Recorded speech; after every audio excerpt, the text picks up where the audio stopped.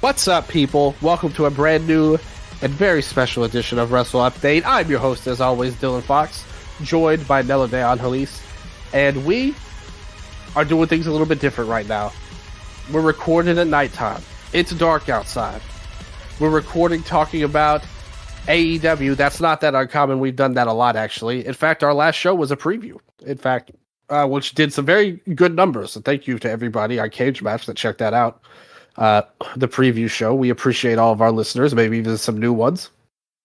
Hopefully you gain the same amount of fun and entertainment and perhaps even learning something out of this review episode, because we are following up. It would be kind of stupid to do something else after we just did a preview, but we are going to cover All Out 2025.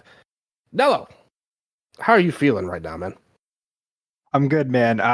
This is big for me, but I'm going to announce my retirement from pro wrestling.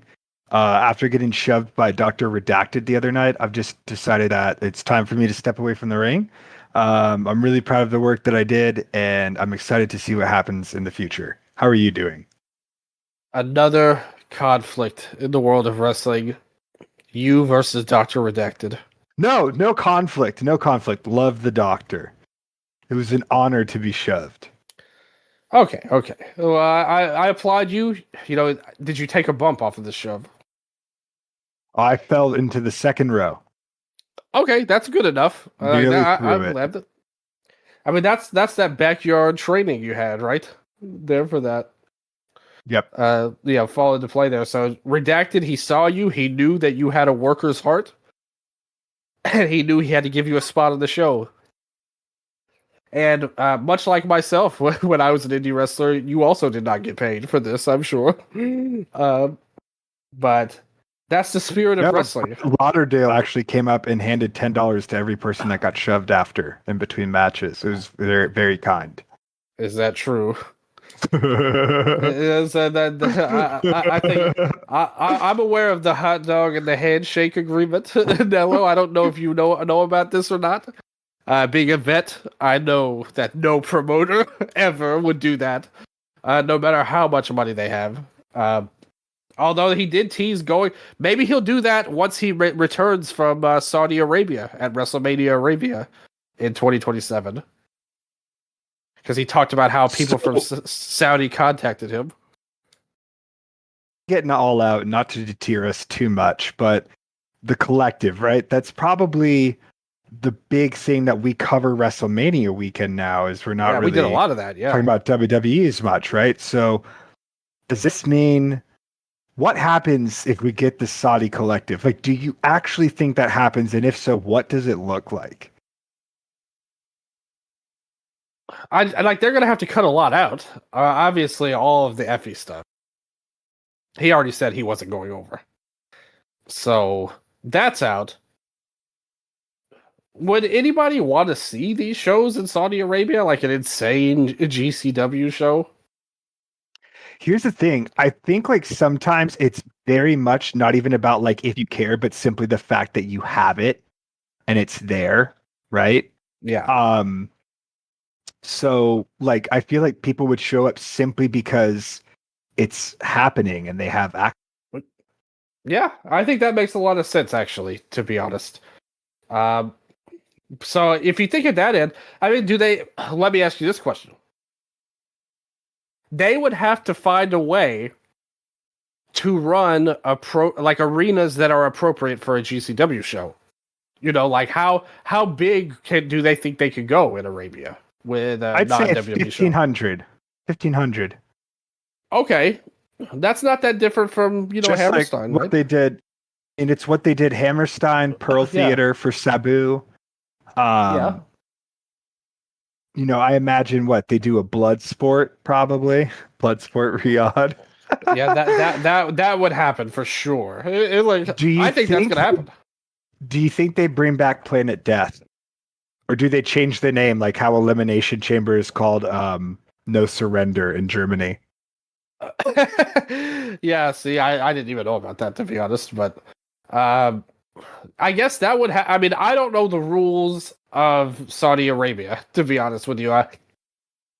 I vaguely know, like, obviously we get a lot of news reports from there, and a lot of them aren't the best. So I'm not exactly sure where the line is drawn in Saudi for some of this stuff. I don't even know if they would even allow a deathmatch show. Like, would they even want that on? What would they? I don't know. Like, I just don't know. And in a lot of ways, that would make it kind of fascinating, right? Like, just could you imagine the Black Abdullah the Butcher, Matt Tremont posing with the Crown Prince after like a death match? The Crown Prince will be there if GCW comes. I mean, you have to think that's the only way they could go there, though, is if a sponsor pays for the flights and everything. Brett's not going to pay for it.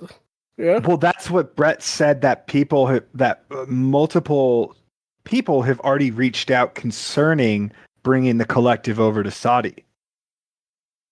He got into hot water over that too, as I understand it. So I'm putting that out there. He might want to have kept that to himself, actually. But I believe it.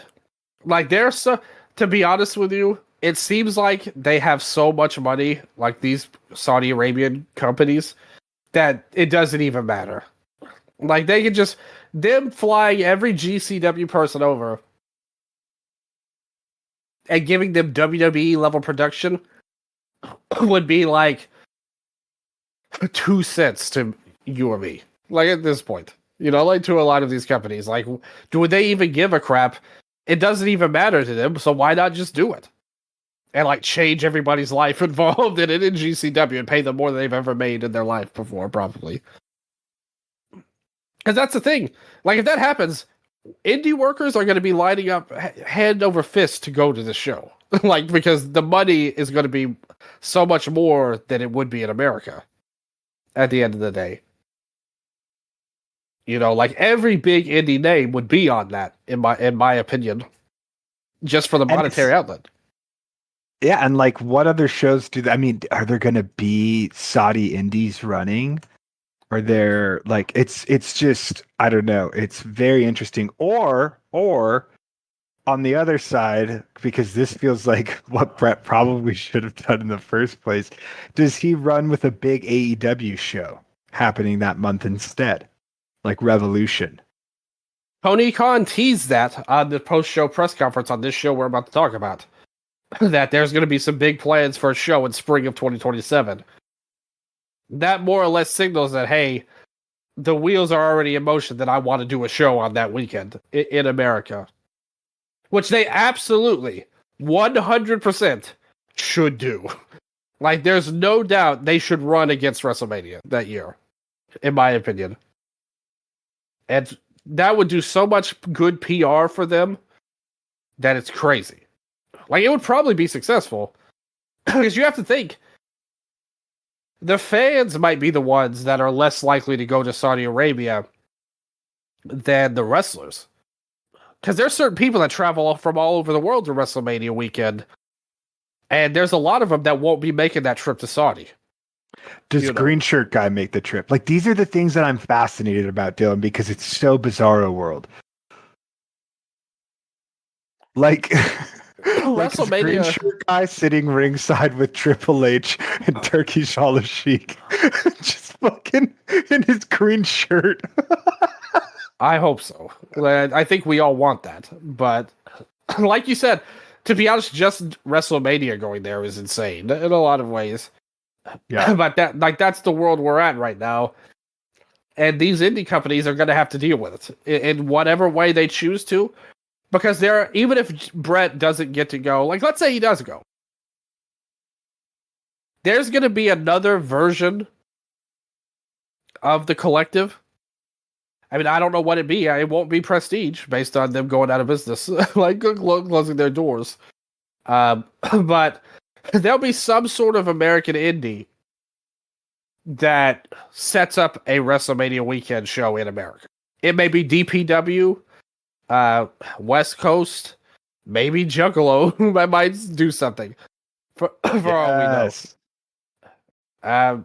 know. I mean, I don't know. Like, I really don't know what the hell's going to happen with that. But that's the things we're going to have to deal with in a couple of years. It's interesting because like, yes, WrestleMania creates a boom in the local economy. Yes, for like where it is, like Vegas or whatever, right? But it's Well, like it's got screwed very, again. dude, yeah. It's very much like not only is it alienating the fans, but it's alienating the actual industry that it's supposed to lead. Yeah. I mean, it's just tough. I mean, like I said, the amount of money in Saudi is so much higher that it's hard for me to really begrudge any of these companies because it's just so obvious that they're just on a totally different stratosphere than the American cities at the moment. And it's scary and unfortunate in a lot of ways, but I also accept that that is the reality of the situation. Um, and we know how TKO is too. Like TKO is a cold-blooded, heartless machine of a company. Whether it's WWE or UFC's already been there, right? To Saudi Arabia. Pretty sure. Yeah, so it was only a matter of time, and they'll be back again whether they have or haven't. So, you know, it's just a really weird world we live in. More so, like the wrestling business is now getting big pawns in a greater scheme of the world, unfortunately. And if you just want to look at it this way: that show in Arabia is going to be months after a show on the White House lawn in Washington, D.C. Now, was that an act of patriotism, or was that an act of taking lots of money to do this? Like, would you guess Yeah. to help the local economy? I have my doubts on that, to be honest. So yeah, it's going to be a wild time these next few years. Uh, I'm. It's It's interesting. crazy how much TKO is at the forefront of this stuff though. Like it's literally UFC at the White House. It's literally WWE WrestleMania, right? Like Yep. these are massive cultural events that are shaping the future of how industries will run. Mm-hmm. It's just, yeah, crazy shit. It is, but those are discussions we will have probably many times over for the next few years to come. But for tonight, we're here to talk about All Out. Uh, this was a show we previewed. Came to us from the Scotiabank Arena. 12,222 fans listed on Cage Match. And first things first, and we kind of talked about the preview where we were at. I think I downgraded your excitement level by about 5 points after the end of our recording and the preview from where you were at the start. But nevertheless, did you watch any of the Tailgate Brawl, the pre-show for the show? It tuned in right at the finish of Daniel Garcia and Shibata. I like Garcia's new finisher. It's very in line with like what a Death Riders type character would do, I think. Um how was that match? Did you get to watch it? Yeah, I did. I watched the whole thing actually. Uh, the first match was a squash match with the Ops and the Workhorsemen. Um, powerhouse match. Hobbs looked great. Like they were super over. It was fun, but it only lasted like 5 minutes. Just a squash. Uh, Shibata came out as the Ops left, so they kind of had their moment. Um, this was the first of two bad theme song changes for Daniel Garcia. Um, because I thought the previous one was a lot better than this version he came out to. Um, although this at least fit him, which was a lot better than the other thing that I'll talk about later. Good match, like good. It's the match you would think these two would have. Based heavily on technique, Garcia showed a lot more edge than usual. Showed some more squirreliness than usual as well. He's kind of fitting like the partner of Yuta, like pretty hard here. Like that's the vibe he gives. And the finish was really good. That was very good too. And I like the curb stop as the finisher. I like that he flipped Shibata off as he pinned him. I did like that. Yep. Yeah, it was good stuff. Good debut for heel Garcia here. So then we have the conglomeration. Hologram, Kyle O'Reilly, and Roddy Strong. And they took on the frat house. Complete waste of time. Overall, but it was nice to see the babyface team. Did you even watch it? You're like, oh, it was such a pleasure to see Griff Garrison on the show. The frat house earned this. No, I did not watch this. Did you watch the tailgate brawl? Like the women? Yeah. Yes, that was awesome. Yeah, I mean, you had Harley, Mina, Aminata, and Willow. They took on Bane, Ford, Hart, and Sky Blue, who they introduced as the Sisters of Sin on here. Very amusing. Over under on that being a pornographic term that they're going to figure out later, because that sounds like a sorority. It does. Sister. Yeah, the submission sorority. Yeah. Yeah.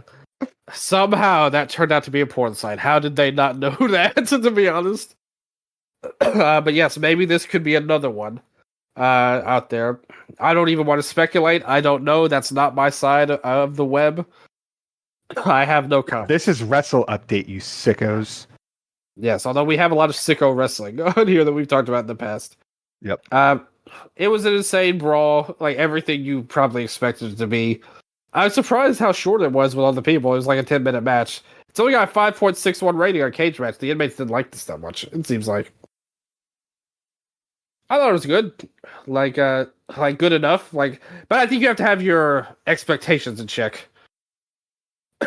Shout out to user iSocket Crunch. Listen to this review. First of all, 5 out of 10. The AEW 8-woman homoerotic brawl. Genuinely bizarre and totally disappointing, but not a terrible time. Felt like a non-canon comedy match for everyone that stands these women online. Wish they would get a nasty bloody guns match. So, why do you think they didn't call it the homoerotic brawl instead? That's a really good question. I think we should try to get Caught on the show to ask. I'll send him an email, see what he says. I'm do my duty as a journalist. That's the hard I'm not like these guys at the press conference. They ask him all these bullshit softball questions. Not Dylan. If they put me on the press conference, that's the first question I'm going to ask. Why did you not call this the homoerotic brawl? But nevertheless, we moved on to the main show. Real quick, just wanted to say, yeah. I did enjoy that match a lot. I thought it was very fun for what it was. It's like a pre-show match involving a whole bunch of stars trying to get all their shit in. I really, really do hope that this is a preview for an upcoming Blood and Guts match, because they've earned it 100 times over. Yeah, I do agree. I mean, we'll talk about the women's title match on the show, where that goes, but nevertheless, we start off the show. Bryan Danielson gets a full entrance to come out and commentate. Good pop for him there. And then we see Christian Cage and Adam Copeland. They're walking through the arena, and suddenly Wendell Clark is here. Are you familiar with him at all? No. So he was a hockey player, obviously on the Maple Leafs. Like I said, that he was clearly shown there for that. Here's how I know this man, because I know this man very well.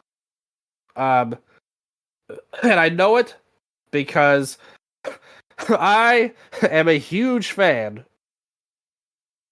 of the video games NHL 94 on Sega Genesis and NHL PA 93. This is before they had the NHL license. They had the player's license. And I was a big fan of the Maple Leafs team at his time. Like, I bet I can name most of that roster, to be honest Wow. with you. But at the very least, I for sure know him. He was one of the big players on the team, um, along with Doug Gilmore as well, at the end of the day. So, good stuff to bring this very random celebrity in, I would say. Like, I don't know if he has any real, like, worldwide knowledge, but popular in the city. Then suddenly we have the Green Bastard. Um, and he comes up, he's like, hey, I got your back. And Cope is like, yeah, he's an asshole, but he's our asshole. No clue on who the Green Bastard was. That must be a Canadian thing. Listen to Post Wrestling if you want more secret info. Are you that. familiar with the Trailer Park Brothers?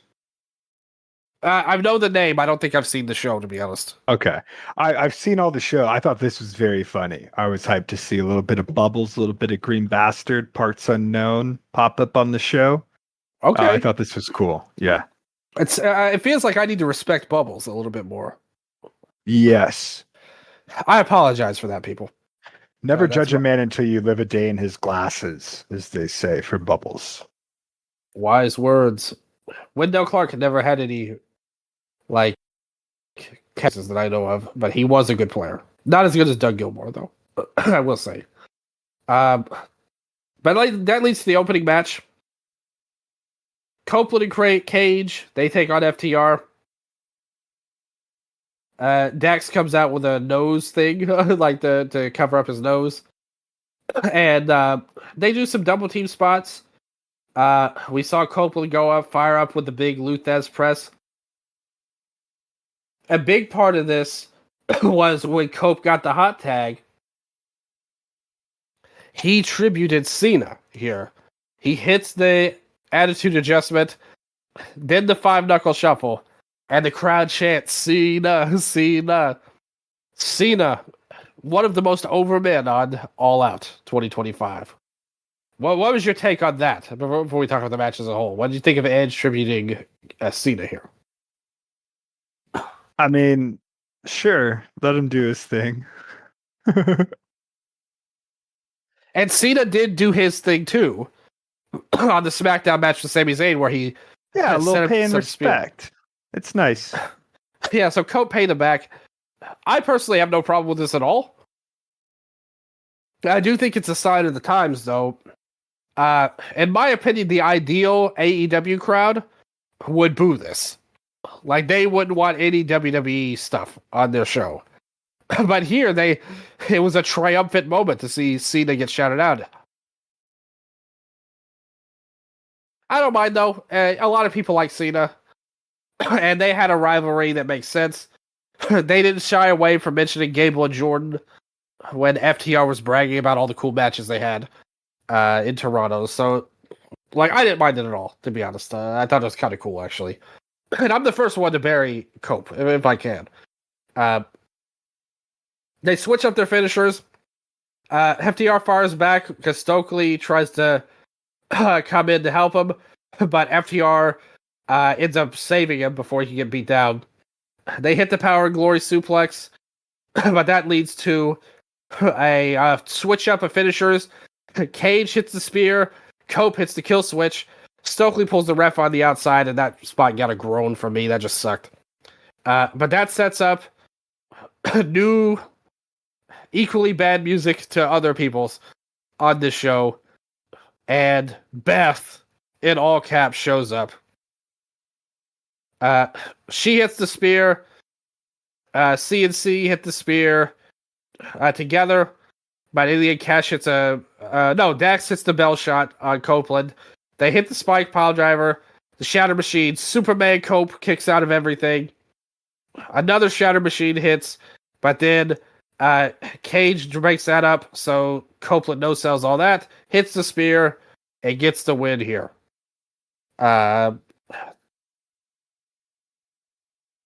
This match has a 6.61 rating. What did you think of it?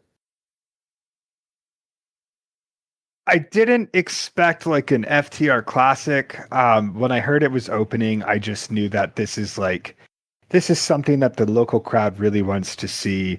get it out of the way early. I shouldn't say get it out of the way, but, pop the crowd from the start, give them the hometown legends. Yeah, I thought like this was fine as an opener. I'm still not the biggest Edge fan, and I feel like he's really dominating this story at the forefront of it. So I'm interested to see where they go from here.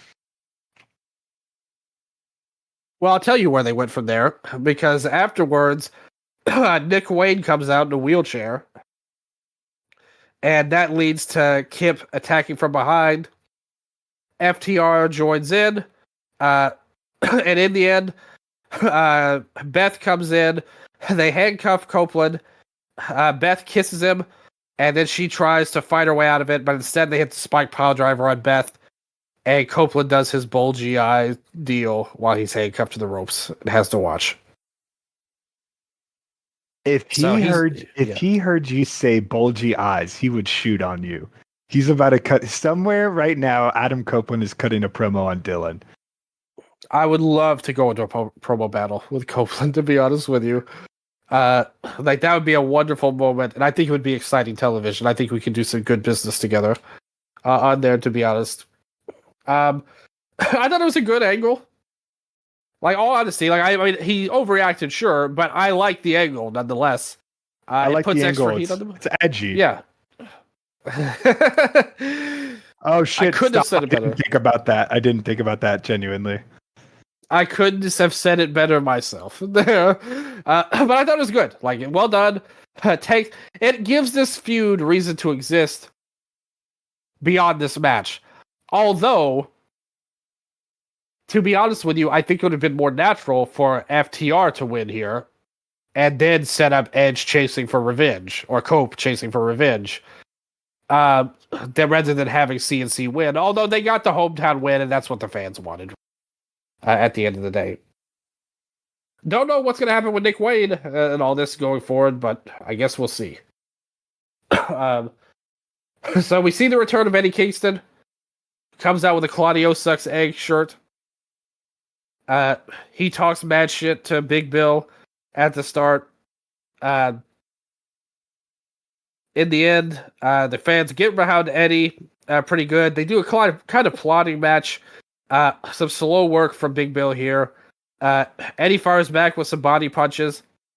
They do a lot of work surrounding the exploder and how he can't really hit it, but eventually he does. Eddie pulls out some tricks there. He looks for the spinning back fist, but that doesn't work. But this time, they mess up a black hole slam. But Big Bill tries to cover for it quick by just punching him, and then they immediately repeat the black hole slam and hit it right the second time. He looks for the choke slam. They tease around things. Kingston horrifically misses the back fist, but Big Bill sells it anyway. And Tony's on commentary saying, he missed! That's the first thing he says. And then afterwards, they're like, oh, well, maybe he grazed him. It looked like he grazed him. He had to have knocked him out somehow. And Tony was like, I'm sorry, guys. I thought it missed, but I think you guys are right. It did hit him pretty obvious. This match sucked, dude. Like, I don't know what to tell you. Like, this was a terrible, terrible pro wrestling match. Like, one of the worst of an AEW I've seen in a long time. This was always a very confusing match for why is this how you bring back Eddie Kingston, right? Like, out of all the ways that you could have done it, this is how you bring him back? A singles match with Big Bill built off nothing? Really? Like, just weird. And it did no one any favors. Like, Big Bill just loses, and Eddie Kingston did not look great in winning. No, like, his stock just fell dramatically, I would say, because now a lot of people on Twitter were like, we have to accept the possibility that this guy's washed. But to be fair, we got an answer to that, like why they did it this way immediately afterwards. When, so Brian Keith runs in, they're beating down Kingston, and then the hook signal flies up. He runs out for the save, locks in Red Rum, Kingston hits the Hurricane, and then Eddie and Hook hug. So that looks like what the point of this was. It's not logical. He should have capitalized his history with the Death Riders, but they just were like, look, that's not the plan right now. So we're going to do this other random thing and set up a Hook team to try and save. Like, this is basically Hook's last chance, it feels like. Like this team with Kingston. If this doesn't work, then I think Hook will be in Ring of Honor City for the foreseeable future. So what do you think of the team? Like, I just so much would have rather Eddie come back by saving Hook or some shit. Like, that would have been better for sure. Anything else, because this match didn't need to happen to get to this outcome. You're right. This was a TV angle, and not even a good one, to be honest. No. Yeah. Just very confused as to why all this happened, and it was probably the worst part of the show. Yeah, definitely the least favorite. Like, to me, this is one of the worst AEW matches that I can remember, especially with the men's division. Yeah, very sad return for Kingston, but hopefully this works. I mean, I don't mind the idea, though, of them as a team. Like, they feel like natural partners, like the New York tough guy type of shit. It's basically the same gimmick. So I think it's a good idea to put them together, to be honest. Although, like I said, ideally, Kingston would be higher up on the card. But, like, this at least gives him something. So, I mean, I like it, honestly. I just don't like the match at all. So we go to the tables and tax match. By the way, that last match had 4.13 rating. I actually thought that's too high. This is like a 1 or a 2 out of 10 to me. Oh. Like, yeah, like I didn't like it at all. The first match I'd give a 6. Like, kind of like a 6.5. I think the inmates nailed it. On that one, you know? Yep. So then we go to the tables and tax match. Mark Briscoe versus MJF. I was really surprised at how this match played out. Both in that Mark won, which I was pretty certain that he was going to lose. Secondly, I really enjoyed this match. Now, I don't know if you saw Anniversario, Nello, but I have not seen it yet. I heard there's a lot of blood. His match versus Mystico was one of the absolute best matches in North America this year. I do have to say. Like, it was better than anything on this show, and this show had like 5 great matches on it. That match was incredible. And a great, great match. Then you had this match, which was also great. I do have to say, MJF, man, what's going on here? Like, I hate your storylines, but then you come through with these bloodbath matches? I love the spot for once, and I usually don't like the spot very much, but I love the spot where he did, like, the dick attack, for lack of a better word, like the crotch thrust, and during it, he gave it to a bloodied Mark, and so the blood was on his crotch. Like, I don't remember ever seeing that spot in wrestling before. On there. And I thought it was a great visual, to be honest. They did a lot of stuff. At one point, Max tried to hide behind the referee to lead to a tax spot. They did a bunch of tax spots, actually, onto Mark here. He really laid it out on the line. He back body dropped him into the tax at one point. Then he did it for like 2 more times, and the third time, he landed on his feet and flipped MJF over. So that was a good spot. Low blow by MJF and sent it onto the tombstone into this chair with tacks on it. Looked pretty much insane. There was more tacks that they put on the table. He goes for the tombstone off the top through the tack table. Jay counters that. Alright, so Mark counters that, looks for the Jay Driller. And MJF tries to bite him. Then Mark bites him back. Then he hits back-to-back froggy bows. One through the table and then another one. and then the Jay Driller into the tax for the win.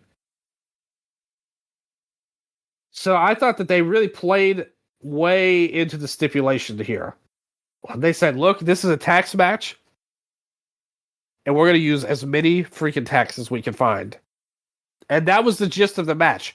It wasn't a scientific match, kind of repetitive, if we're being honest, but the violence was there, the effort was there for both men. They had a couple of clever spots, and much like the other match, the one he had at Arena Mexico, this was ultimately a very simple match. But in that simplicity, we got the best of MJF rather than convoluted storylines like he had with the Hurt Syndicate that just waste everybody's time and all of that. So I really like this match. It's got an 8.18 on Cage Match. What did you think, Nello? Yeah, this was really fun. This was one of those matches that I didn't, like you said, didn't expect to like as much as I did. There was so much blood. I loved it. This almost reminded me of like a really good old school CZW match in some ways. Like this felt like a total 2000s CZW stip pretty much. And yeah, I had a complete and total blast with this. I'm very happy Briscoe won. I hope this means that he's going to be the next challenger. What is the next show? Wrestle Dream, I believe. Yeah, I think so. I think him versus Paige has been built up really well, even with, not having a story, but just in terms of Paige positioning him and saying how much he wants to fight him and the respect between the two. I think that should be the next world title feud.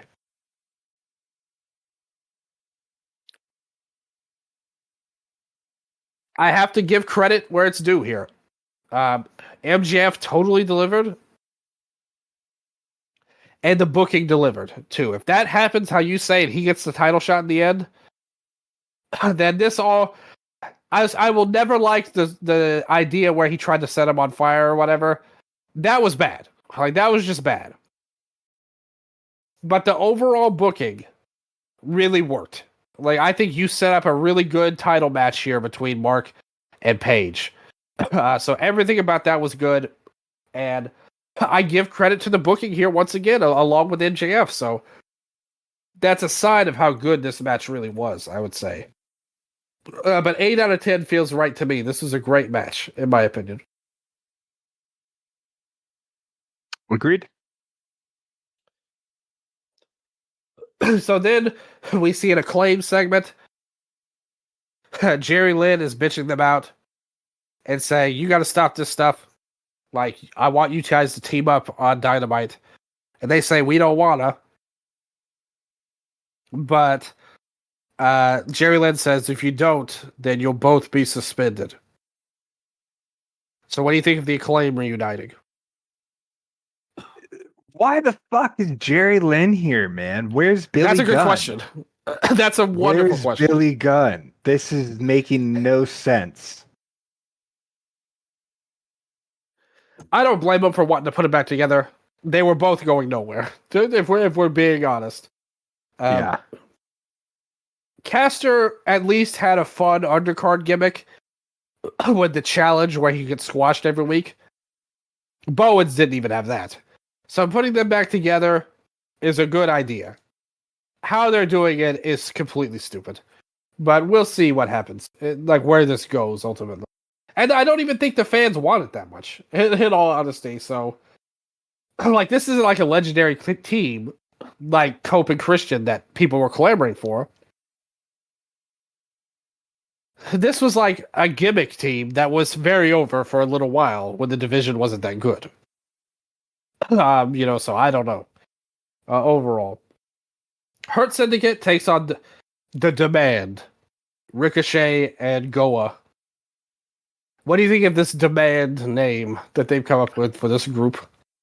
So I love Ricochet. I'm not super into Goa still, but something I have to commend them for is that this is the first time after like several faction switches that Goa actually feels like they have a position on the show and that they feel settled into that position. So while it's not necessarily like my favorite thing, I think they've done a great job establishing the demand. Um, yeah, what'd you think of the match? And that just followed good build. I really liked the Toa and Lashley match on Dynamite. And that was the big heated face-off here in this match. I think that they are clearly wanting to give this group something with this win. I don't know how I feel about the finish because basically they needed to gang up on MVP to beat him, pretty much, to beat the manager, pretty much, which I didn't love.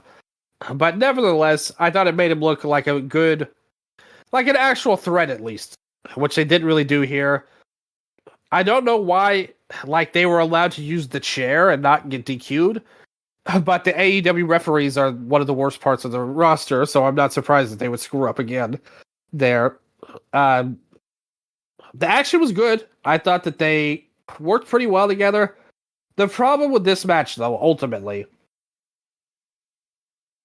while all that stuff I said was true, the problem with it following up the Dynamite match is that this didn't feel like a pay-per-view match, in my opinion. If you were going to cut a match off of this show, this is the first one I would point to say, hey, we could do this on TV. But I suppose you got to demand a pay-per-view win and over a highly protected team somewhat. I don't know how much further this feud could go, though, like in a lot of ways. So, I mean, I don't know. The Hurt Syndicate are really in purgatory right now. It feels like it just feels like they're floating and dealing with this demand thing. But I mean, for the demand, it's good. Like it gives them something to hang on to. This is huge for the demand. Not so great for the Hurt Syndicate. I think that it's good that the Hurt Syndicate takes losses because as much as I love them, they are like a team where it's like whoever they face doesn't really come out looking better sometimes. So it's nice that they're putting a newer act over. Again, like I'm not super sold on the demand yet, but I love Ricochet. I really like what he's doing, so I'm still excited to see what they build out of this. It's worth mentioning that Hurt Syndicate was super over, too. Still here, so that was nice. The crowd chanted for MVP heavily as well. So it's not like they lost too much. I just wish they had something of more importance compared to their overness, I suppose. From there, we go to Mercedes versus Riho for the TBS Championship. In some ways, it's good that we waited a couple of days because we got to see the latest Riho controversy on Twitter. Courtesy of a most unusual and unexpected suspect here. Where Gail Kim said some things that a lot of people weren't very happy about Riho here. So here's the thing with this match, though, in all seriousness. Wait, what did Gail Kim say? She was just like, she was saying those cornet lines about, I really don't like watching her. She kind of dresses like a schoolgirl, and she's too small to be believable in wrestling, was what Gail was saying on Twitter about Riho on there. Which, I mean, she wasn't even that much smaller than Mercedes in this match, to be honest with you. In all fairness. I love Gail Kim as a wrestler. Everyone I know speaks highly of her as a person too, but her comments were dumb. Like we have to accept that fact at the end of the day. As for the match itself, though, first of all, the size had nothing to do with any issue with this match whatsoever. Let me say that. Riho did good. It's got a 7.43 on Cage Match. The only problem with this match, because I actually thought they worked really well together, the problem is there wasn't a soul in this Toronto crowd that believed Riho could win this match. And this led to probably one of the least over matches on the night, which that's not acceptable for a Mercedes match. In the same way. But sometimes the crowds get stuff wrong. And I think they got this one wrong because I thought this was a really quality match, actually. I like the stuff with the desk where you had Mercedes hit the Meteora. You had Riho use it for the double stomp going in there. The comedy stuff with the dance battle was pretty funny. I thought with Riho doing the CEO stuff. And I thought that was good.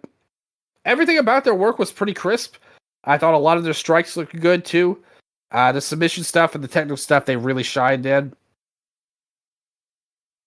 And I like the setup for the Moneymaker at the end, where you had Riho. She got multiple near falls.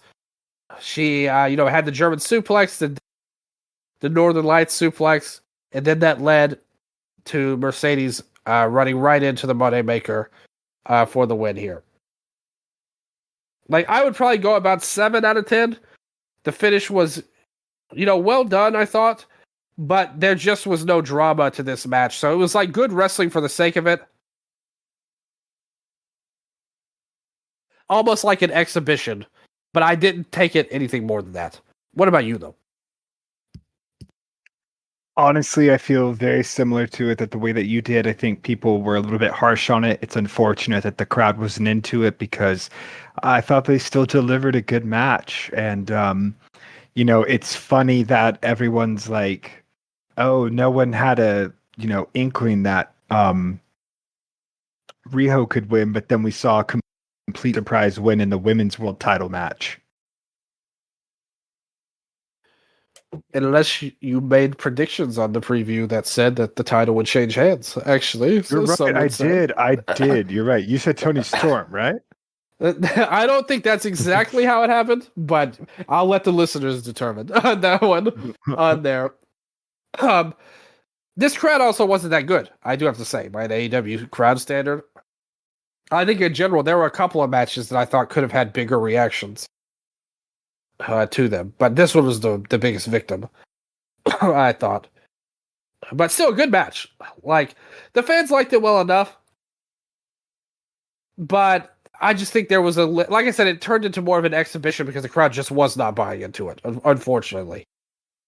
Here. So then we go to the unified title. Another match with a 100% finish, pretty much.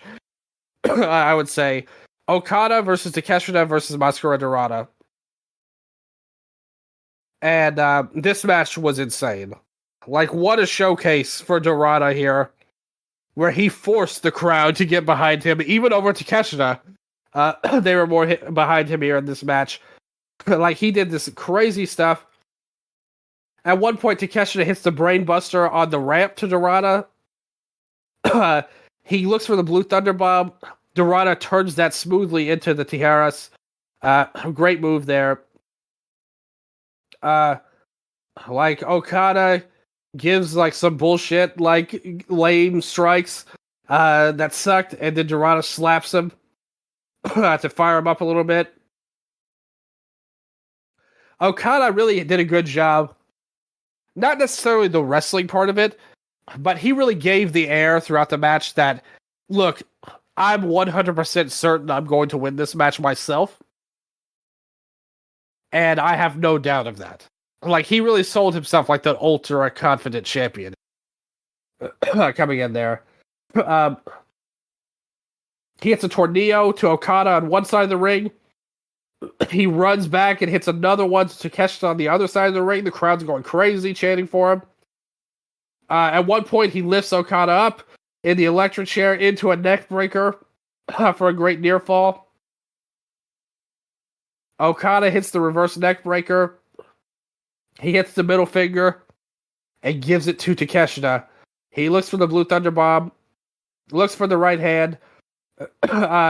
That turns into a battle between Okada and Takeshita, which the crowd wasn't that hot for, I thought. To be honest with you, for all the build-up they've had. 450 splash from Dorada to get the crowd back into it. They're fighting on the top rope. Dorada hits a Hurricane Rana on both men at the same time for a double near falls, pretty much.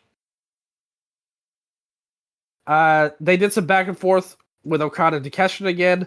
Raging Fire countered into Tombstone, which got countered into the Bastard Driver, into the Wheelbarrow German. Then he hits the Tombstone. And Dorada did this like outside in Asai moonsault into Okada, and then hit another one to both of them going in there. They're all on their knees at one point. The crowd's fully behind Dorada. He goes up to the top rope, hits deep impact onto the apron, onto Okada. Takeshita hits a leg sweep, looks for the Raging Fire, but then got countered. But then Takeshita countered that. He hit it, and then Okada looked for the Rainmaker. Okada hit the drop kick on Takeshita, then the Rainmaker to Dorada to win. This was the best match on the show, in my opinion. I thought this was a phenomenal one-man show. Like, I don't even think it's close. Like, to be honest, I think this was significantly better than even the main event. I thought this was like an amazing one-man performance. Like, one of the better one-man performances of any match I can remember in recent history. The other two were along for the ride, and they did well enough, but this was the Dorada show. He was the MVP of this night. 9.11 rating on Cage Match, and I agree. This is one of the better AEW matches of the year. Oh, yeah. Yeah, no, Mascara Dorada fully in on his stock. Buy. It's time to buy into his stock. He is the future. I'm happy they're not calling him Mascara Dorada 2.0 anymore. I feel like they were doing that at some point. Yeah, this was a hell of a performance. I think that he was such a great wrestler and narrative device for the match. Like, he was the glue that held it together, and then that's a match with Takeshita and Okada, which is pretty crazy to say when you're in there with two of arguably the world's greatest wrestlers. So yeah, okay, at some point, but I don't know. Damn. I'm sorry. No, I'm you're sorry. okay. You're okay. I would go. This is my second favorite match on the show. Okay. Well, I mean, there were a couple. I mean, we're heading into this back half of this show was pretty damn phenomenal. Like, you have to say. Like, this wasn't even a show I was even hyped for a lot of the matches, storyline wise. But if you look at these last few matches, there were plenty of options, to be honest. If you want to pick. So we'll see which one that is. Because I'm not sure which one, to be honest. But still, banger match for sure. Well deserving of the rating. So then we go into the coffin match. Darby Allin and Jon Moxley. Darby leaps onto Moxley right away. He leaps off the ledge with a coffin drop. 30 seconds into the match, he takes a death risk move here. They do a wild brawl. Darby did this insane full speed suicide dive where they both flew into the coffin. Which, what would have happened if it closed on both of them and they both went into the coffin? That would be the first ever draw in a coffin match. Which I think would be hella funny. I would like that better than the actual finish. Actually, I think if they had done that. Moxley pulls a table out that says nothing's over until I say it's over on there. The Death Riders come in, and Brian is saying, I swore that I would never interfere in this match, but this is some nonsense. So they bring the coffin into the ring, and then Mox says, hey, get the hell out of here. So he sends everybody back, which I think would have been a much more poignant spot if what happened afterwards didn't happen, in my opinion. He slammed the lid on Darby's fingers, which looked like insanely painful, I would say. They go back and forth. Darby hits the coffin drop on the floor, hits it in the ring, hits it on top of the coffin. That looks sick. He fires back and smashes Mox's fingers, hits the Scorpion Death Drop, and then grabs a lead pipe. Um, and Mox fires back by grabbing the fork. So Darby counters that, but then Darby grabs the fork and hits Mox in the ear with the fork, and then bit it afterwards at the end of the day. But Moxley fired back, hit the Death Rider on top of the coffin, and it looks like he's about to win. And he puts Darby in the coffin. He shuts the lid, but then Darby busts it open with the lead pipe that they have there. And then Danielson throws a bag into the ring.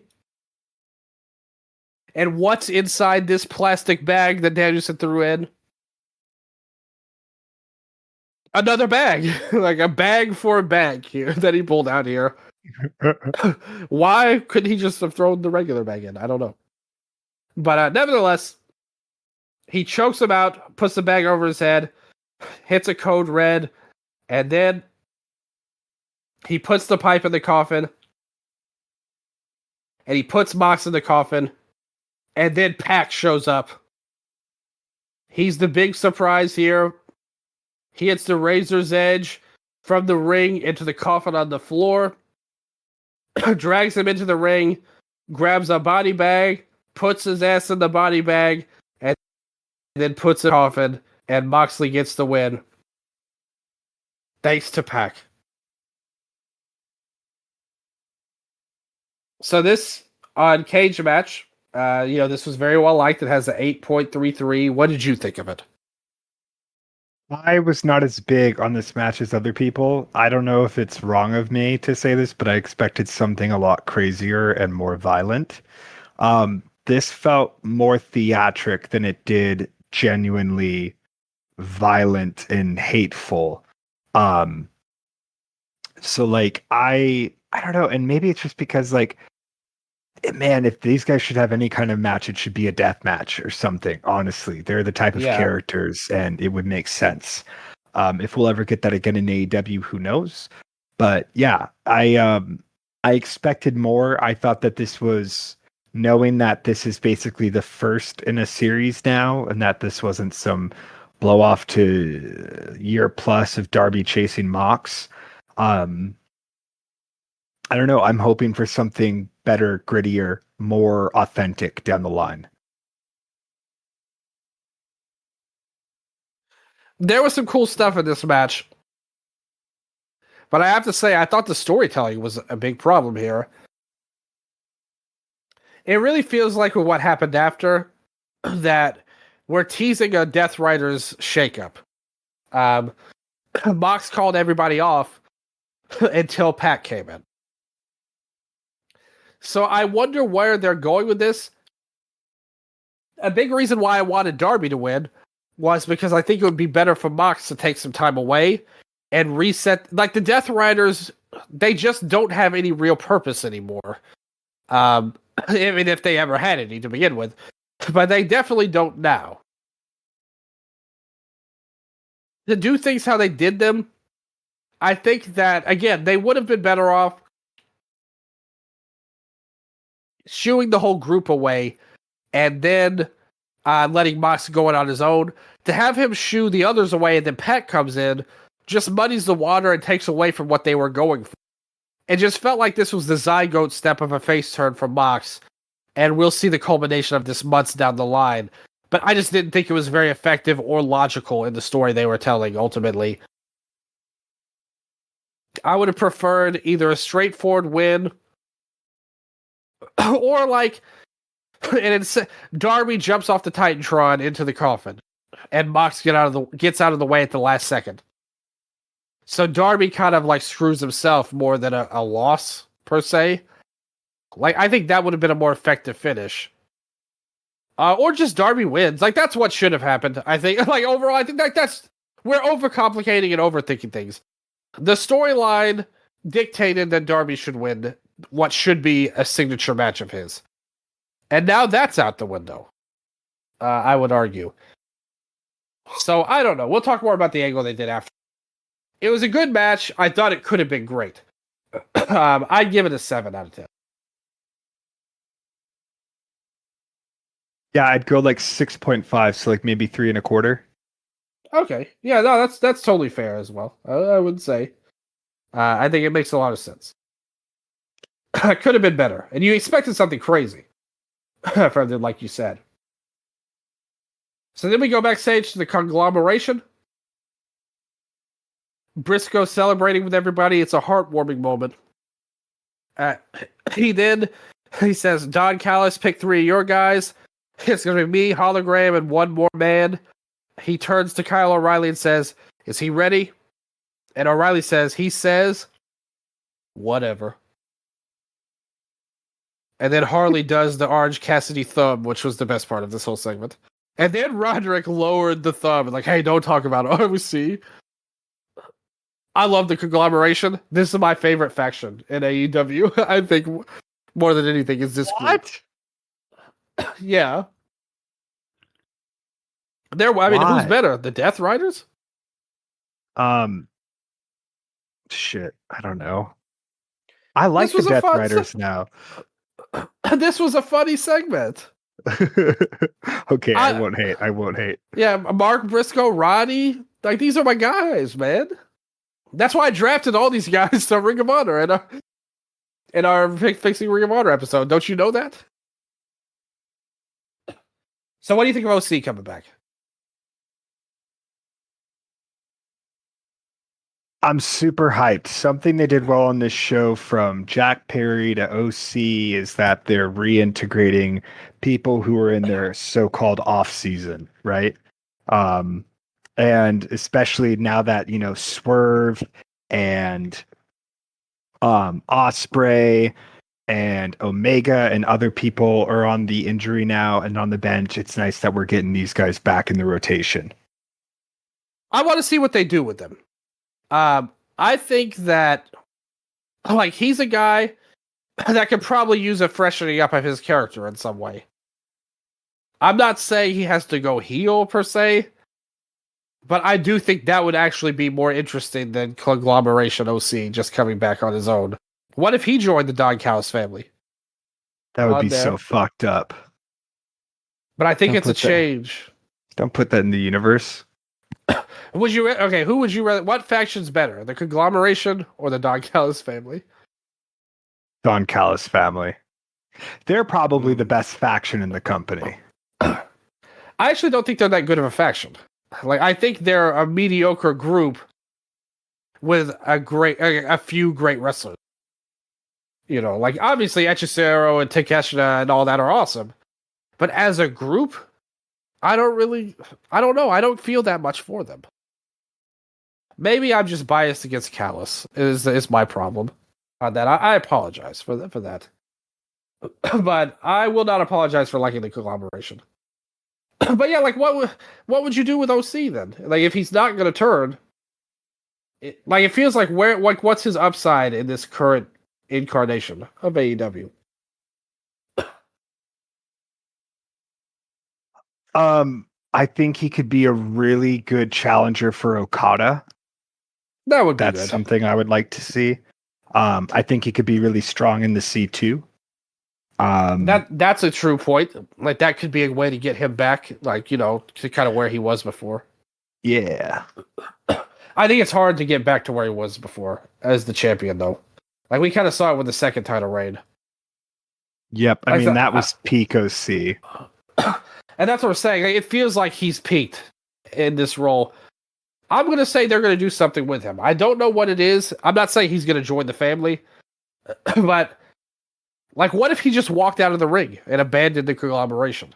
And, nobody knows his motivation for it. I think that could be at least interesting. But we'll see. He'll get a good pop on his return, though, at the end of the day. So a cool thing there. A good tease, too, on the pay-per-view. I agree with what your point on that, too. So after that, we go into the women's title match here. And we've got Jamie Hayter, Tekla, Chris Statlander, and the champ, Tony Storm. They had a great video package to start it off. this 4 ways to die. It was pretty good stuff there. But I have a major issue with this match right off the bat. What? What in the Def Rebel was this bullshit that they gave Statlander on her theme music? Oh, you texted me about this. This was like the only thing on the whole furious. show that you texted me about. Yeah, because you didn't watch it live, so I didn't want to spoil anything for you. That's true. That's true. Thank you. yeah. So I mean, I would have said more stuff if you were watching with me, but this one I couldn't even wait. Like I had to spoiler it. I was pissed. Her previous theme song was among the best in the entire company, and on her big moment, no less, like her title-winning moment, you changed to the most generic theme song ever. Like this was literally like a production level track. I couldn't believe it when I heard it. I thought it was a mistake. Like this has to be the next Shirakawa section where the fans demand they change it back. Tony, please listen to me. Like I praised your booking earlier on Mark Briscoe and MJF. I know MJF's one of your favorite people in the world. Please do me one favor. Change Statlander's music back to Betrayal. That's all I want you to do. So anyway, they brawl early on. I didn't think this match was that great. I have to say, like right away, there was a lot of like the two girls in the ring, 2 girls out, WWE style multi-man spots here. we have Tekla with the belt shot at one point. On Tony, Jamie Hayter grabs this like bandana rag or something and starts choking out Tekla with it. Tekla fires back with a spider suplex on Storm. Stat looks for a spear, but Tekla ends up sitting up. Great counter there. When Tekla hits the second spiderplex, the crowd was behind Tekla here more than anybody.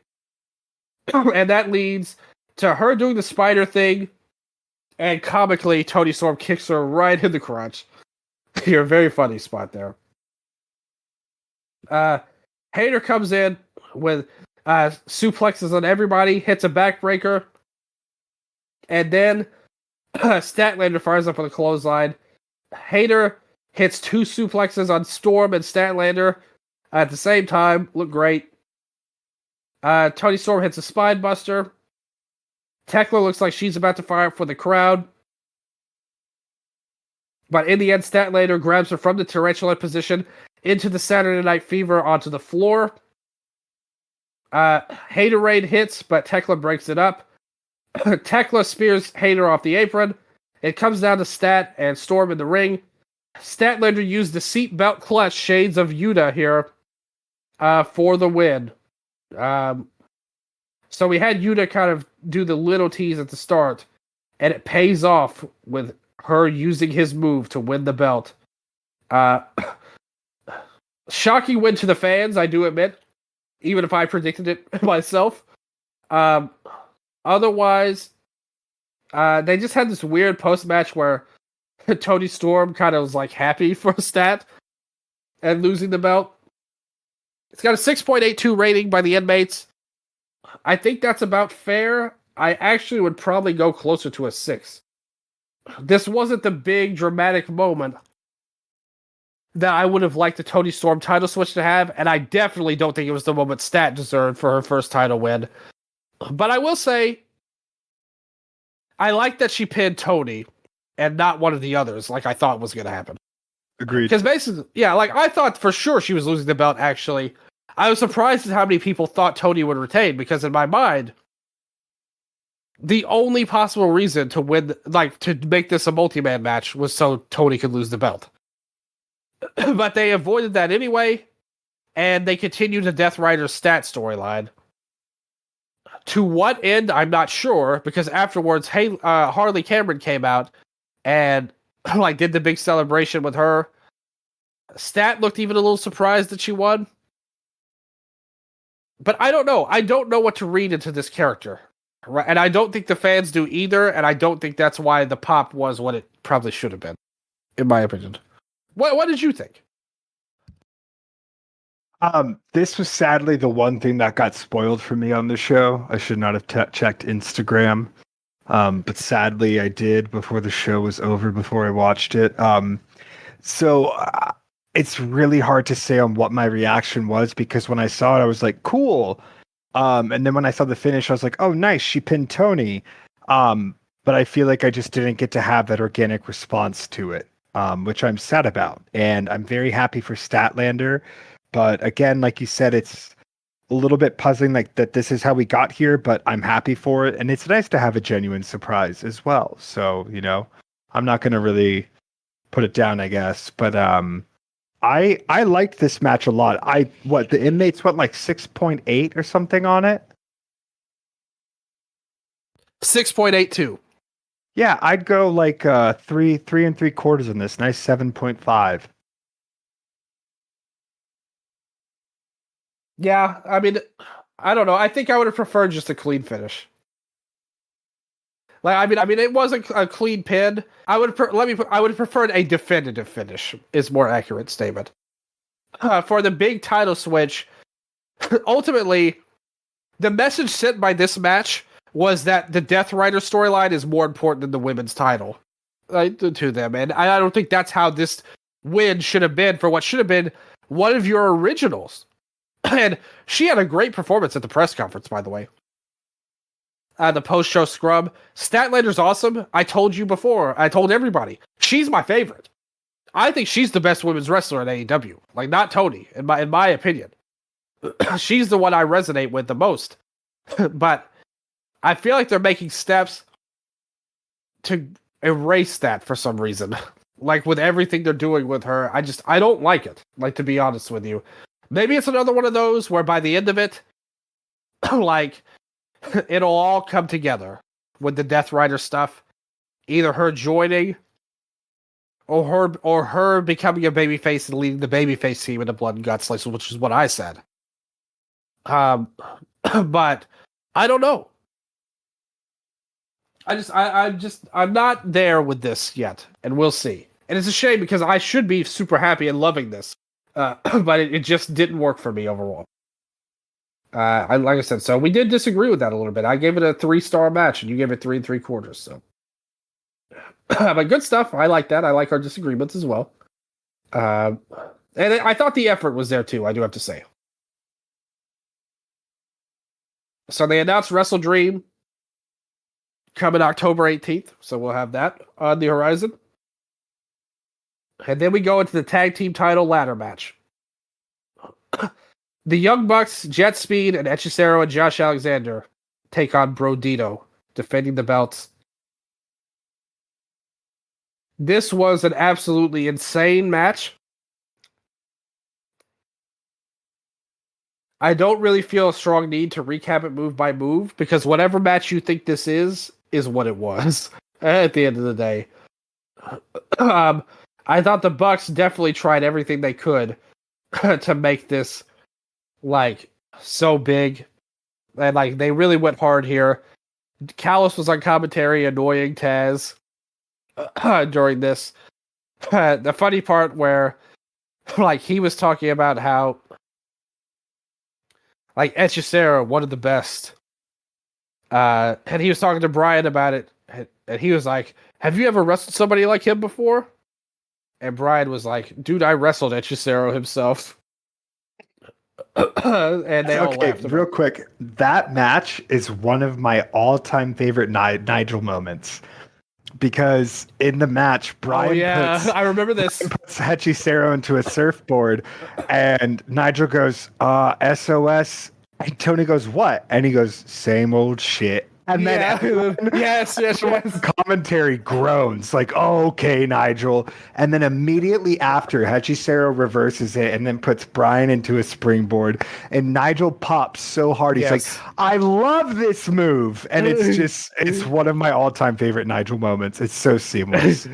It was awesome. Like I remembered that moment exactly when you brought that up. I wish Nigel was on this show, man, as a commentator. Like, why wasn't he here? Yeah. And also when Brian reversed that afterwards, Or no, he didn't reverse it. He got to the ropes in it while he was marking out for the surfboard. Nigel just says, "You coward!" There, it was really funny. Like, 'cause that's another thing where he was like praised Hechicero for getting to the ropes earlier, and then when Brian did it, he was like, "You coward!" Going for the rope. Amazing. I love it. I love Nigel. So much cool stuff in this match, though. Jet Speed did all kinds of crazy shit here, as you said. At one point, they did a double dive where one guy dove under the ladder, then one guy dove over the ladder. Alexander was making some ladder bridges going in there.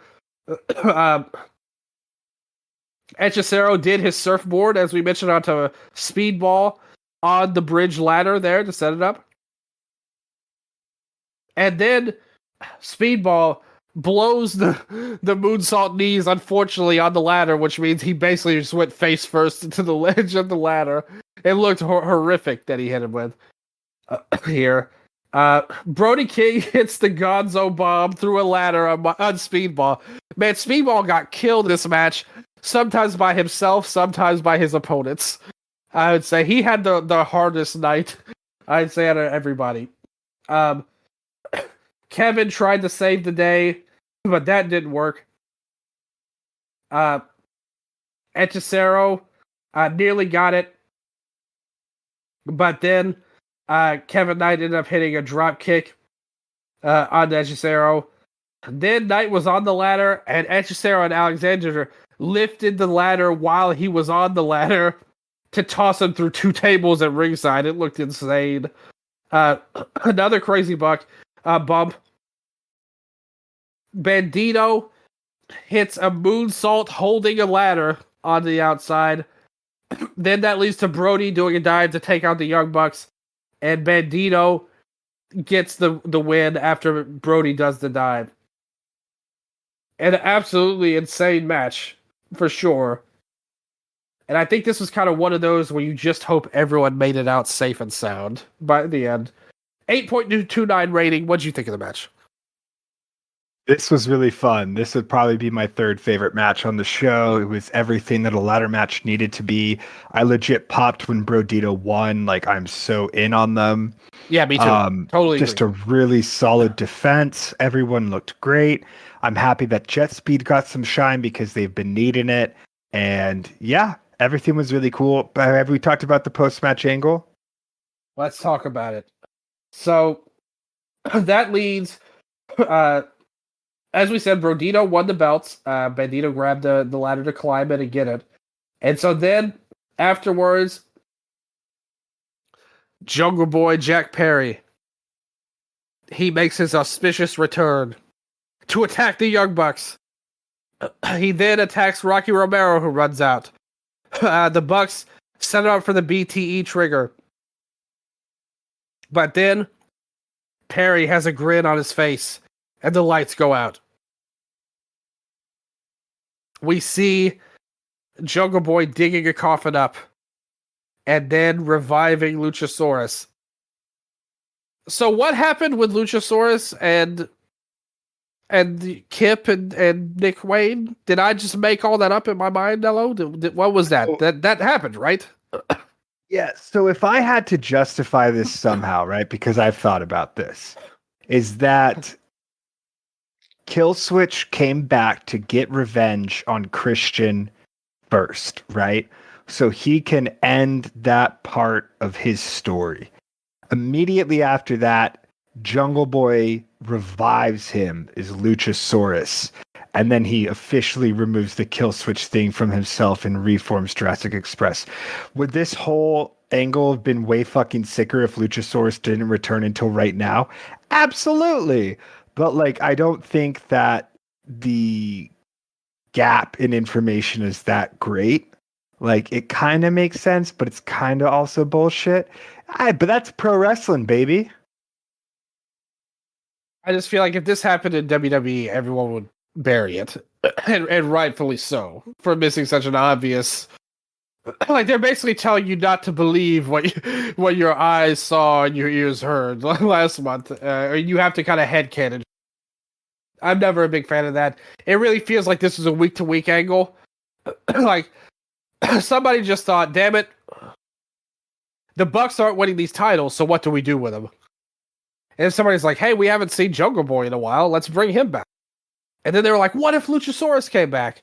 And then they were like, dude, he came back 2 weeks ago.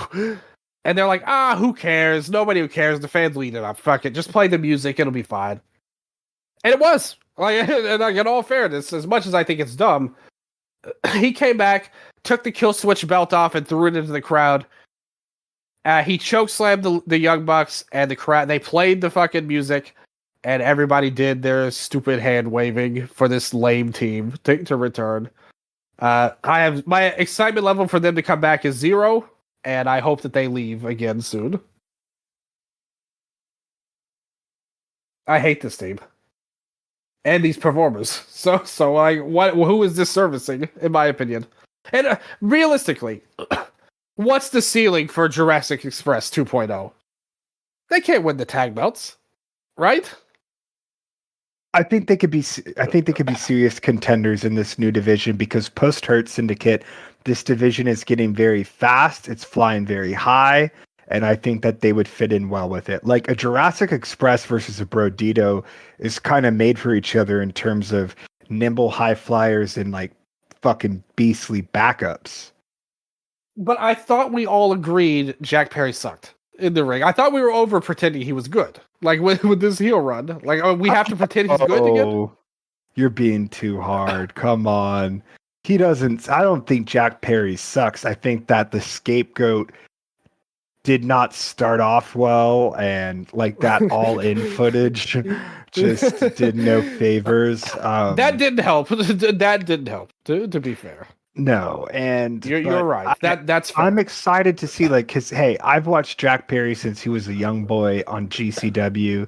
I'm excited to see his story continue. That's what I can say. These just two guys just feel like relics of the past to me. It's like when they were bringing and I feel bad because that's kind of how I felt about Riho and Emmy showing up a little bit, and I like the match tonight. But this feels like an era we've moved past. Like, I don't want to go back to the original, like, 2019. Like, I like that we evolved from that. But it did get a huge pop. And the match with the Bucks probably will work, to be fair. Like, after that, the jury's out. I'll say that much. But at least for this one match, I think this can work. I'll be fair about it. But I personally don't like either of these guys and don't want them. Like, think of how many people on this roster, like, that there are that could be getting this time that they're going to get on here. They're probably going to get more time than the Hurt Business, like feuding with the Bucks. Anyway,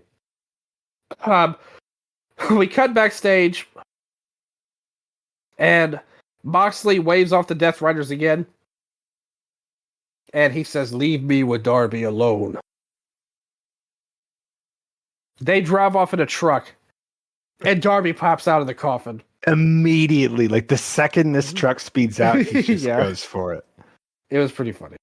I have to say. He puts him in the body bag, and he's about to hit the lead pipe.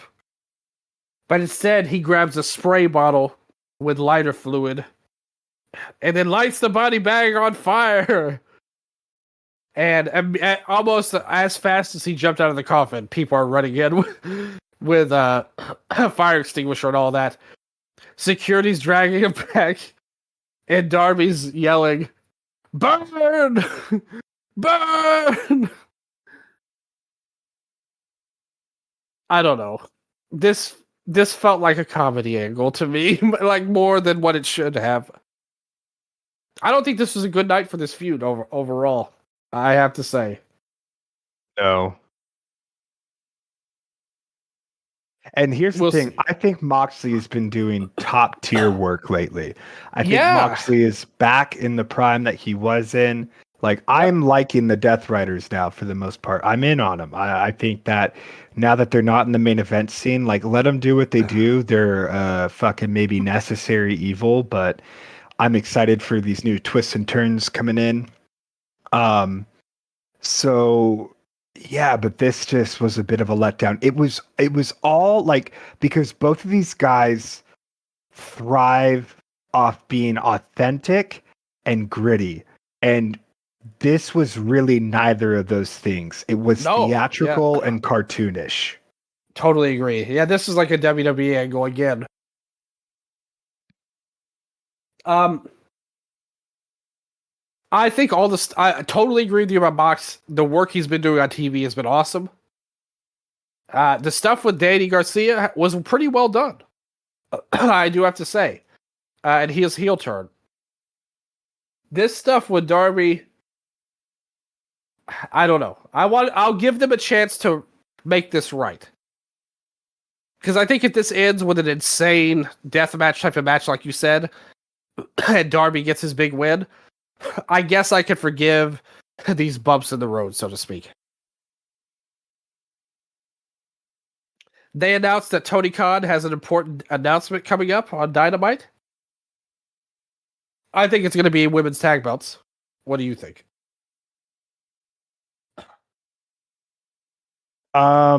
Women's tag belts. That or blood and guts. I hope it's that one, actually, because I do want to see the women get the blood and guts. I think women's tag belts is something you could do post blood and guts. Like, because I think that both of them should get, like, I think that some of the women that are involved in blood and guts would also be involved in this tag title thing. And I think both of those should get their own time to really, be badass, I guess, for the lack of any better expression. Yeah. So yeah, I hope that they wouldn't double stack them. Yeah. Just real quick before we go to the main event. What would you give the ladder match? Got an 8.29 on inmates. I'd go like 4.25, just like I did for the triple threat. Yeah. Okay. What did you give the triple threat? That would be definitely 4.5. Oh. Yeah, I went a little higher. I go a 9 out of 10 level. The inmates like the coffin match more than the ladder match. Which, I mean, I disagree with. I thought the ladder match was better. But yeah, it was good. I'd probably go about 4 stars with this.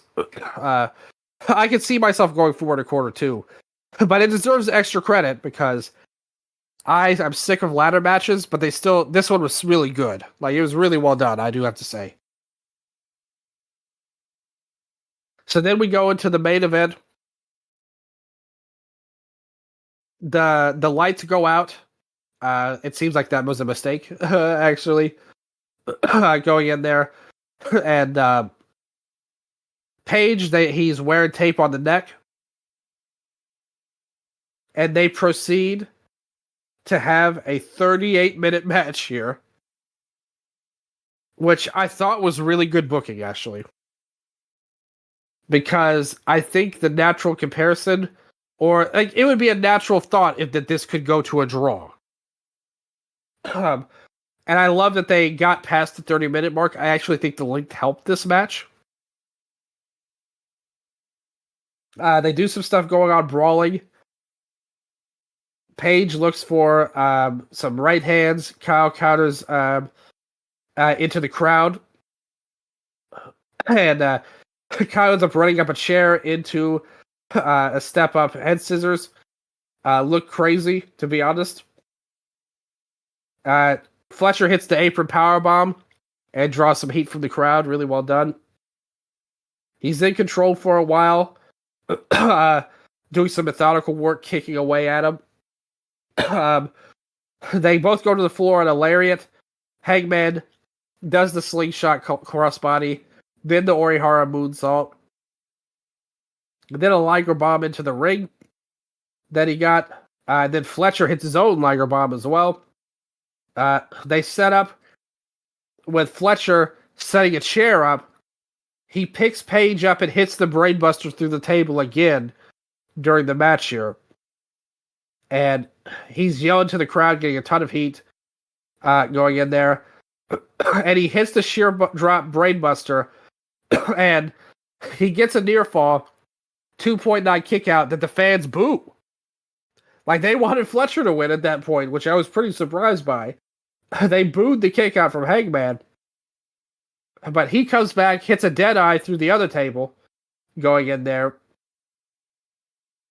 He hits the V trigger, looks for the one-winged angel, but Fletcher sits out. Fletcher then hits the hidden blade. He looks for the Stormbreaker, and then Page counters that into big pressure. Man, that sequence was so freaking good, to be honest. That was really good. He counters the buckshot into an inside cradle for a near fall. Hits another brainbuster, only for a near fall again. Brian's going crazy on commentary here.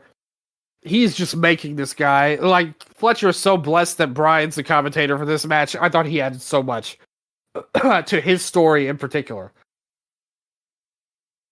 Fletcher hits a lariat. And then rips off the top turnbuckle. The referee, Paul Turner, he tells him, hey, what the hell's that? And Fletcher's like, fuck you, or whatever.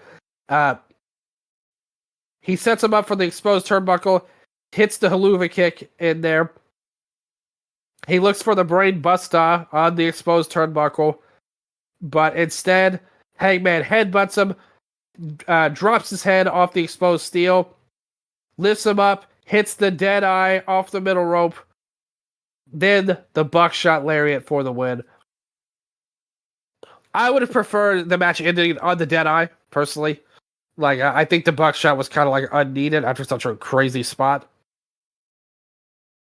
I thought the match was both, like, it really benefited from the length in terms of making it add in the draw as a potential finish, because I didn't think, by the way, more praise for Tony Khan here. Totally did the right thing by having this the main event. That was my one real ask on the preview show, that this main evented. They wouldn't leave Hangman out in the cold again after his title win. I'm really glad that they were able to save this for the main event. It felt like some of the fans, there were reports that a lot of fans left during the main event. Probably due to it being such a long show and just but I did think this match was really good. It was just a smidge off of certain things. Like, that sequence they did that ended with big pressure, that was really cool, but it wasn't that different from the exact same sequence that Ospreay and Page had in the Owen Hart final. It was pretty much the exact same idea. So, I thought the match was great. It's up there. If you said it was the match of the night, I wouldn't blame you. I was surprised at some of the crowd reaction. And I think this match was a 100% success on what they wanted to accomplish. So, yeah, I give it a 9 out of 10.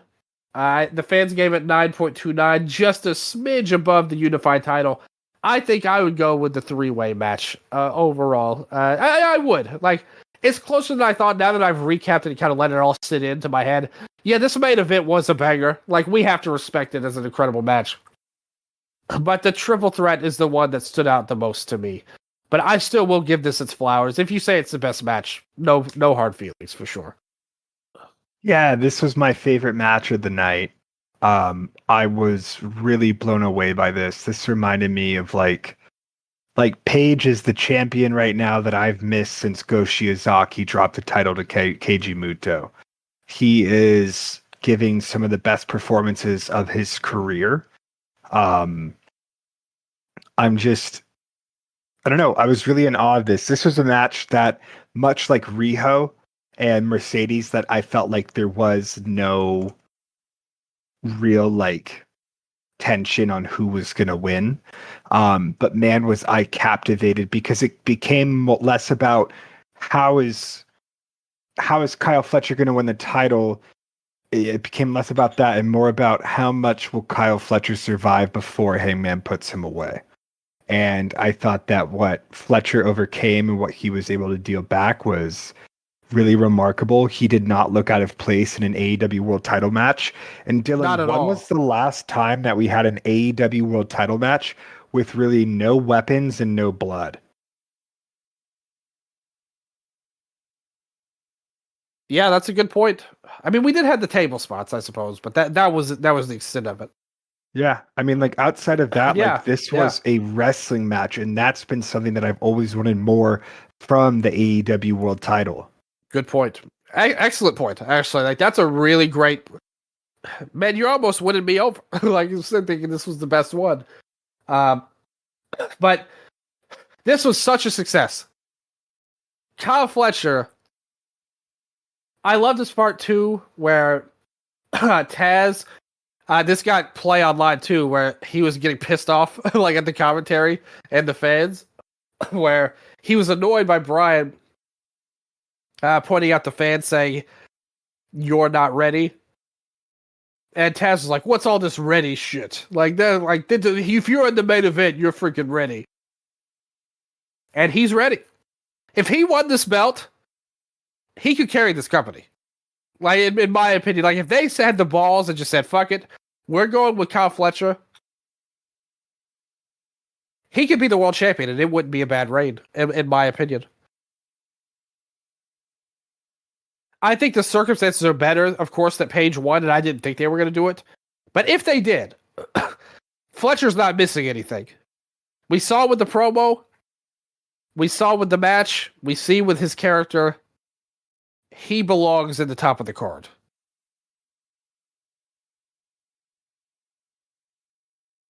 And I don't think, by the way, your point on Page's run, I don't foresee that stopping anytime soon. If it's him and Mark at Wrestle Dream, that feels like another pure match that could go into some great territory.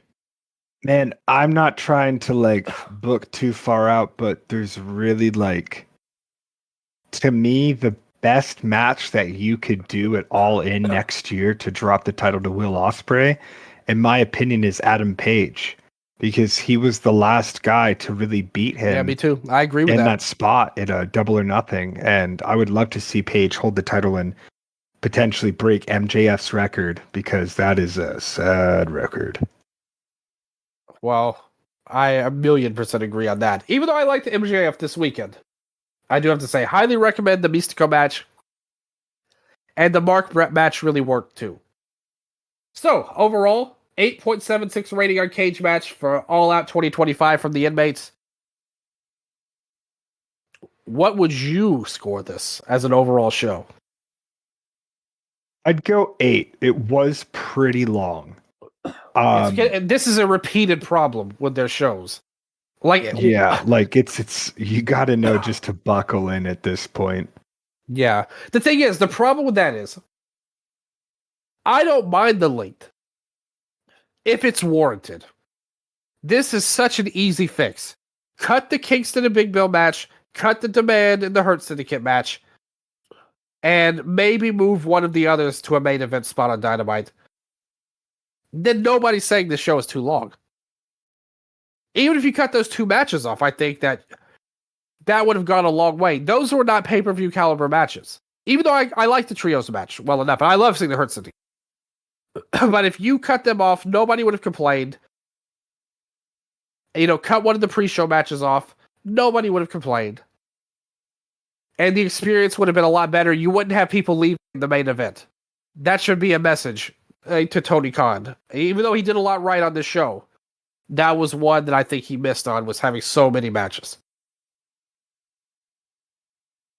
That said, this show was really good. Like even still, even with the length, I was totally invested in the main event. Let me ask you one point I want to go at you real quick before we get on out of here.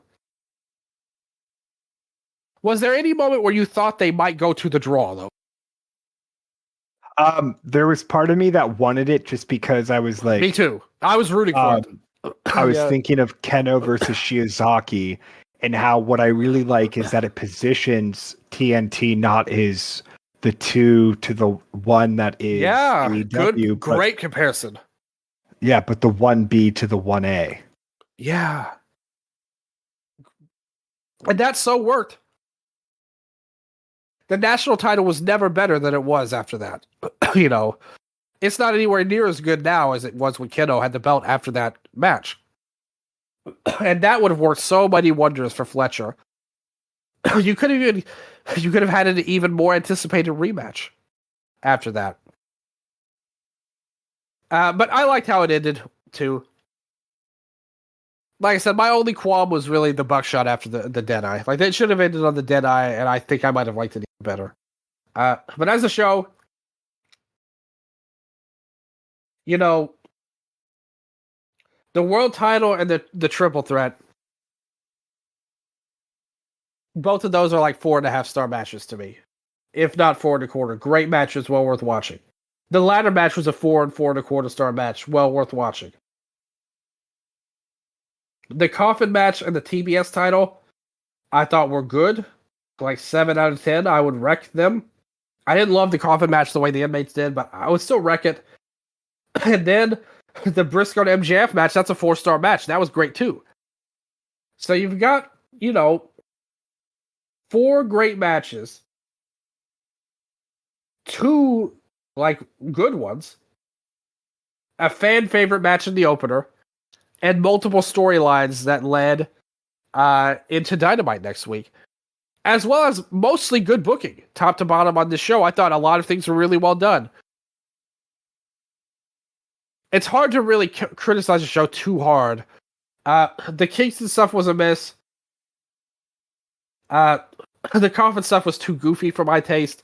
And I think they really mishandled Stat's first title win. So those knock it down a tad.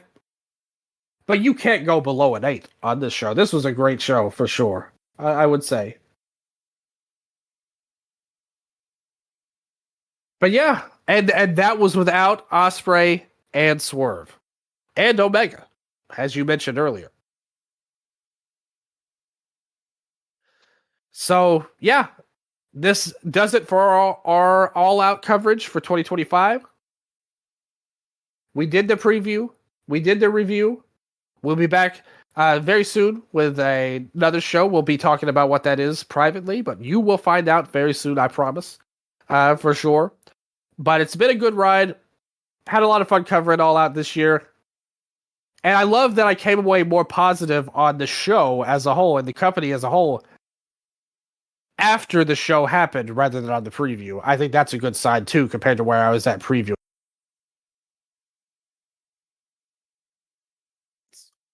So, with that said, as is the tradition here, we're about to get on out of here, and the floor needs to go to the one it always goes to, and that's you, Nello. What do you want to talk to the fans about right now? Oh man, nothing. I hope you're cozy. Hope you're tucked in. Hope you're enjoying your little podcast time. It's a special time, and thanks for listening. Thanks for choosing us. And I hope you enjoyed the show. Yeah, we got a lot of listeners for the preview. Hopefully, a lot of them stuck around for the review as well. So, thank you guys for listening. We do appreciate it. Your friends Dylan and Nello are always going to be here on Wrestle Update, talking all kinds of different styles of wrestling. It's always a lot of fun. Thank you, Nello, for joining me as always at an abnormally late hour right now, I will say. But we still got through it. It was a lot of fun. Hopefully you guys enjoyed it. As always, keep your eyes peeled and your ears open. And no matter what happens in the world of AEW, in the world of Earth, in the world of the Milky Way galaxy, in the world of whatever name there is for this universe, no matter what, you know I love ya. And until next time, this has been your Wrestle Update.